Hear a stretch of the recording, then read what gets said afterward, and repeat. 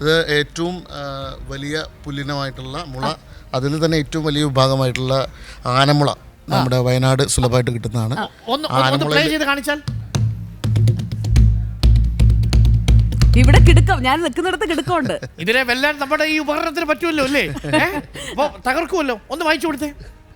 അവിടെ നിന്ന് വായിച്ചേ, ഇവിടെ നിന്ന് വായിച്ചേ. ഇച്ചിരി വരങ്ങും. ഇത് നാടനാണ്, നാടൻ. അത് കൊള്ളാം, തനി നാടൻ. പൊളി. അപ്പൊ അടുത്ത ആളിലേക്ക് വരാം. എന്താ പേര്? ശ്രീരാഗ്. ശ്രീരാഗിന്റെ ഇൻസ്ട്രുമെന്റ് ഷോർട്ട് ഡ്രം. അപ്പോ അവിടെ അതിന് പകരം എന്തെങ്കിലും ഉണ്ടോ? ഷോർട്ട് ഡ്രമ്മിന് പകരം നമുക്കൊന്ന് പെരുക്കാം. പെരുക്കേ.